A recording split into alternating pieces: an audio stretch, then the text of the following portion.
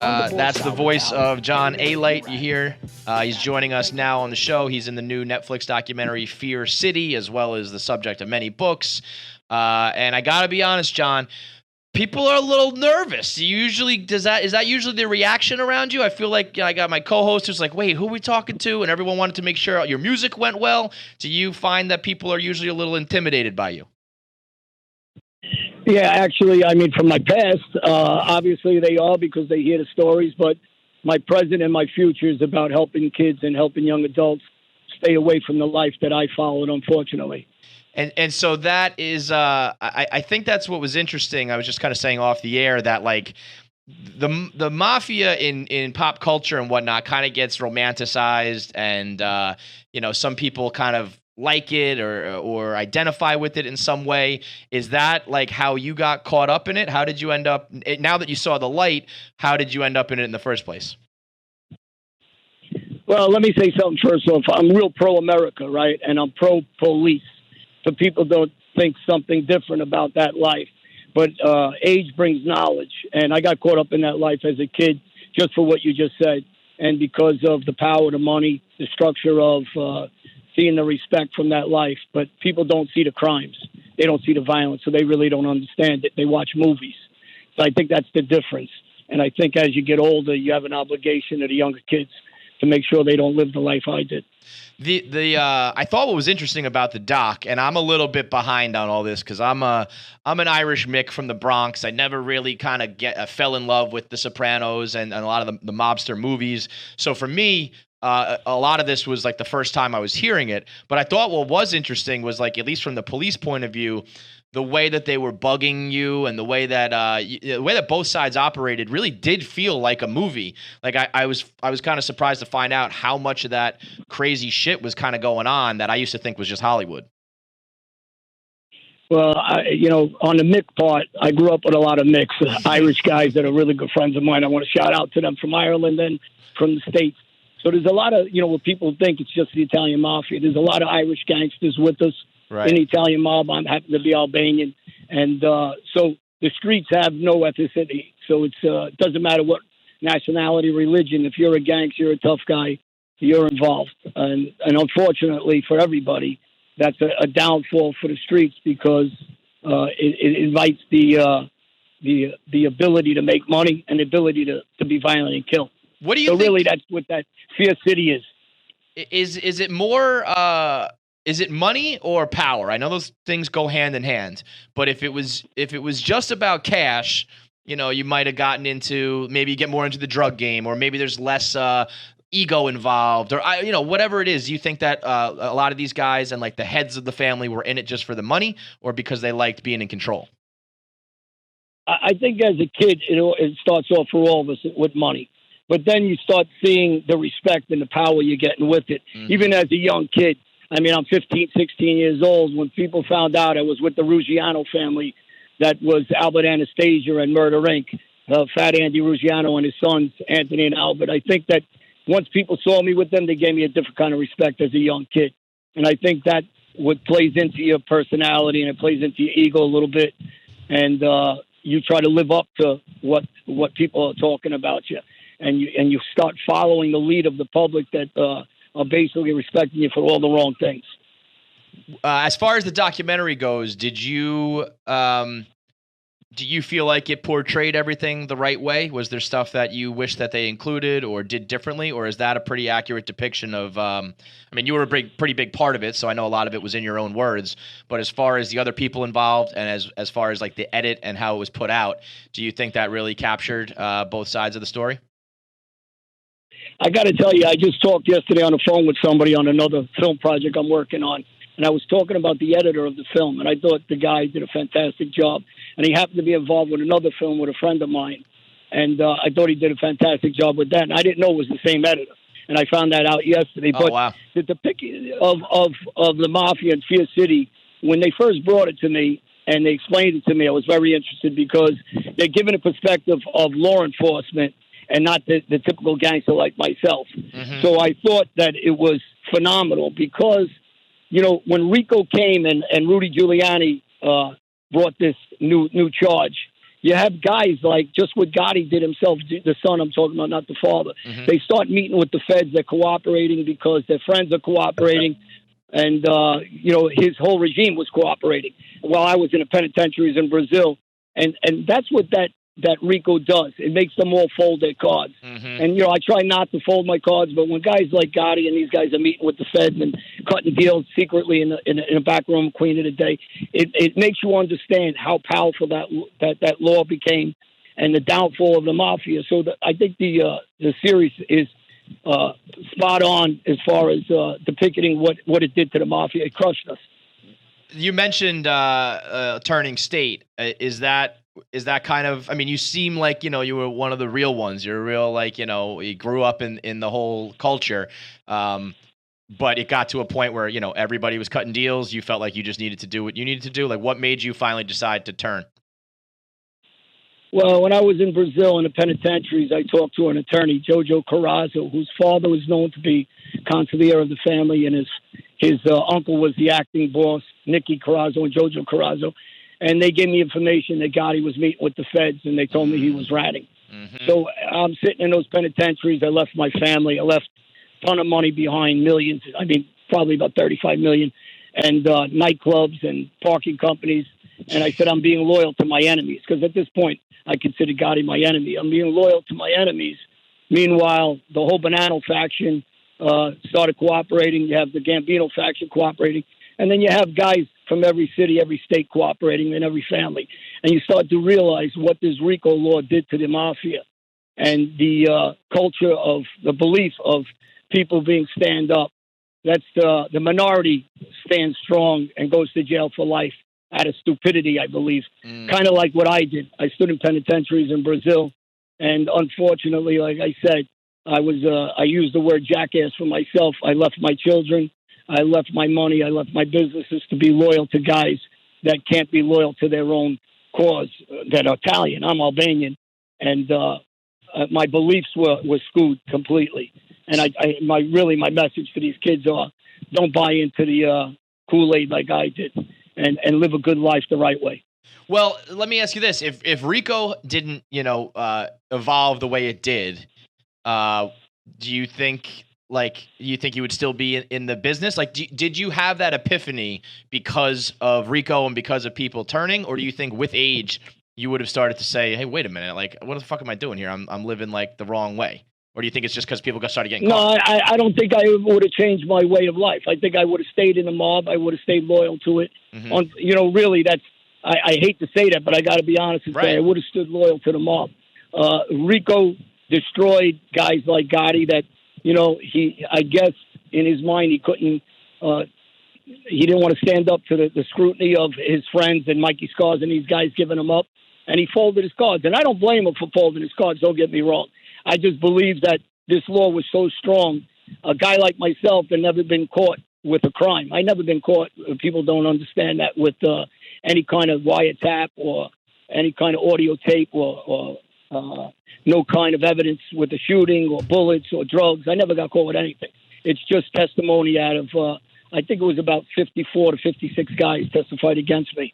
And it made me change my life and my mind. And in the long run, I got to thank guys like Gotti and these guys that end up cooperating, because I changed my life for a good life, and I'll never regret my decision. And really, it helped me to turn around my life and help kids. And really, that's my life now, is trying to get kids to understand this life is nothing about pain and suffering for everybody. So is that why, I mean, you did a certain amount of time, but you're out because there was never actually any case against you as far as, I mean, on the documentary, you're admitting that, you were violent, you killed guys, you were murdering people, but that, I mean, it just seems weird to me that I as I was watching the doc, I was like, how is this guy like not in jail? And you seem to be like a stand-up guy, but you have this history where you admit to doing, not just the shady concrete business dealing. You're talking about the violence side of it.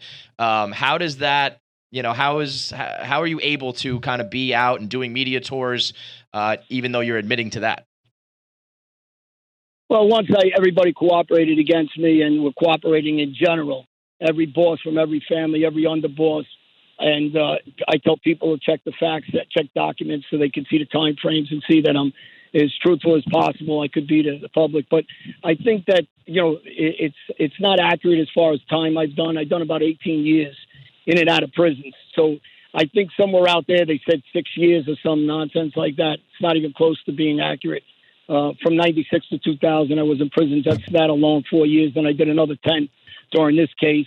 And then I did cut the deal after these guys were disloyal to me, to the mob, to Cosa Nostra. And I decided that my beliefs and loyalty were completely screwed. Mm-hmm. And again, I thank God in my strength to change my life. And it's not a weakness for those kids that out there thinking that most of these guys are loyal. It's the complete opposite. Guys are undercover. They're giving information, or they're out front giving information, or you got guys in prison that wish they gave information. And it's just a rough life to live through. I mean, you're getting shot up. Your friends are dying. Right. Your family members are getting killed. And it's it's really a bad life. And it's romanticized through some of these movies like Goodfellas and Godfather and Casino or any of these other movies. But the reality is your loyalty should be your family and your kids, something that I really screwed up in my past that I regret every day. So I'm hoping I can change some minds while I continue on the path I'm doing. Don't answer if you don't feel comfortable, but how is the vibe with your family? Has there been like a reconciliation, or is that not a bridge that you think you can mend? No, I'm very open about everything because I want people to understand it. My family is in disarray. I don't talk to 3/4 of my family. I don't talk to 9/10 of the friends that I used to have that I was very loyal to that weren't loyal back. And that's part of the life. I mean, and that's the part that I'm trying to be honest with kids about. This isn't a one-sided thing. And along with Gotti is he doesn't like to admit it. I guess he doesn't have the ability that I have through therapy and through different things to come truthful and try to help some kids and say, listen, it's pain for him, it's pain for his family, it's pain for my family, and it's pain for every gangster's family. Mm-hmm. They'll be lying if they tell you something different. If you get some honest guys in there and really help these kids and go talk to these street kids, and that's one of the reasons while we're talking about this, I'm against this defunding of police because I'm an ex-gangster that was beat up by cops. 99% of these guys, nice guys. Mm-hmm. 1%, of course, nothing's perfect in life, but defunding police only killed the inner city kids. The same kids that we're talking about helping, the minorities, are getting killed left and right now by defunding police. So people that don't live the life that I did, they better wake up and smell the coffee and say, hey, let's help these kids. Let's not let them get killed the way they're getting killed now. I'm really against what's going on. Being a violent guy myself and seeing what's going on, the people are losing lives left and right throughout the country. So you just described yourself saying that, as a violent guy, obviously you've changed your ways, but how do you flip that switch? Like, are you still, if someone comes up to you today and says, you're a fucking snitch or whatever, you sound like, you've made peace and you'd be peaceful about it, but is there still that urge to just like fuck somebody up or do it the old way? Oh, 100%. I'll be lying to you and anybody that's listening to us. Mm-hmm. I want to kill guys every day. Every day, every time a big mouth opens their mouth or somebody writes something stupid to me, I might say something, I might type something like an idiot, regret it. But I like myself today, right? I've been through therapy. I like what I'm doing, and I know every time I react, if I try to hurt somebody, kill somebody, forget about myself now. I dedicated myself to my children, to other kids, to families, to law enforcement, to college, to inner city kids.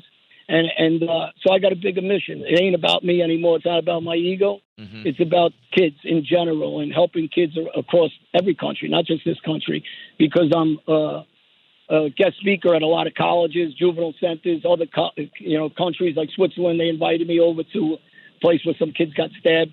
So I owe it, and I have an obligation. And not that I'm overly religious, but I got an obligation to God and to kids to do the right thing now. I got a second chance, and I'm going to use it for the correct way, save lives instead of taking lives like I used to do. If you run into, let's say you run into a guy like Giuliani or someone who was involved in the case, or I don't know if that has happened, has there been any experience in that? And would there still be bad blood, or would there be any anger, or would it just be like, hey, you were doing your job, I was doing mine, and like you said, I've turned the page? Or would you still be like, it's you that brought, everything down, so fuck you? Hey, oh my God, I got to tell you the truth. When I was a kid, I was raised to hate cops. Mm-hmm. And now, as I mature and I see life for what it is, because you get older, I got so much respect for Giuliani. And guys are right, you're a rat for saying this. Guys are going to attack me for saying this.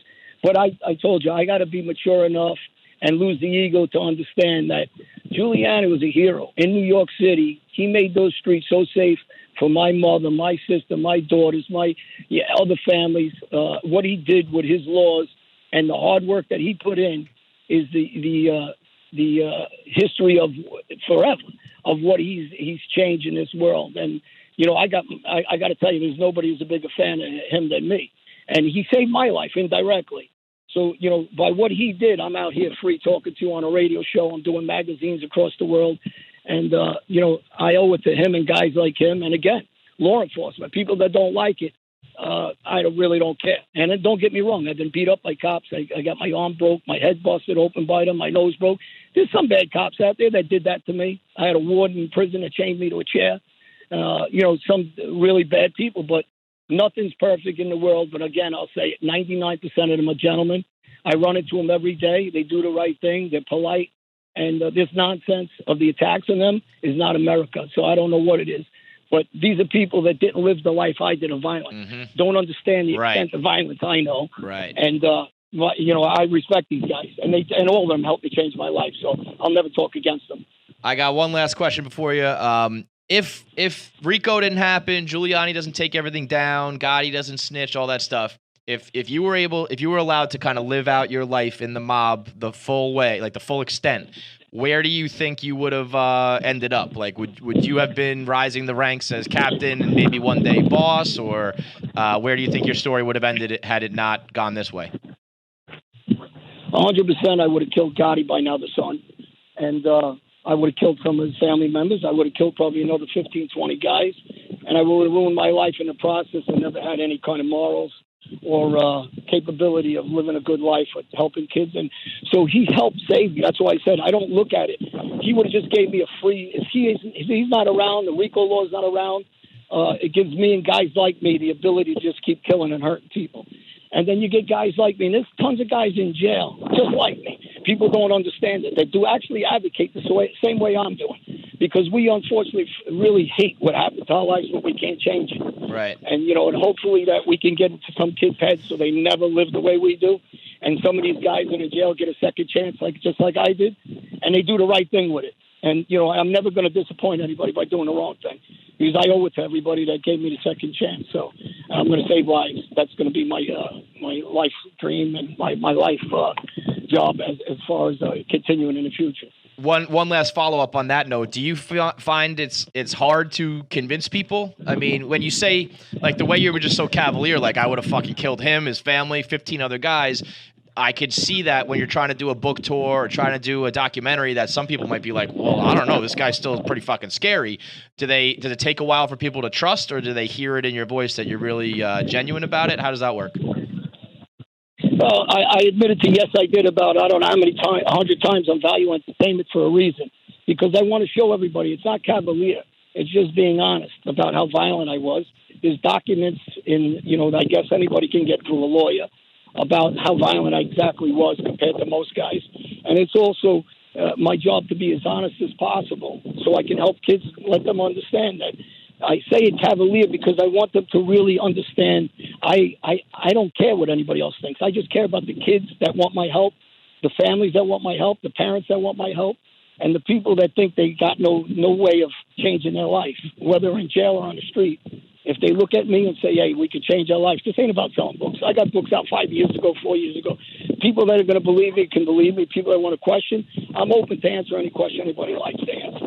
Yes, on TV, in magazines, in person, for free. I advocate all over, and this is me. And people don't like that I'm so straightforward, and I'm sorry about that, but my job is not to worry about them. It's to worry about troubled kids. Right. Well, I mean, I personally find it fascinating. I think it's unbelievable the way, I don't think I've ever heard anybody be as open of a book as you. So I appreciate you doing it here on the show, and keep it up on the straight and narrow, man. Hey, I really appreciate it. And, anybody who didn't see Fear City, I recommend it just because of the angle that came from law enforcement. And it's really something that's, Giuliani and the rest of these prosecutors really deserve hats off for what they did in the world, really. I second that. It's a great doc. Thank you so much for the time, and talk to you soon. Hey, thank you for having me, really. All right, have a good one, Johnny.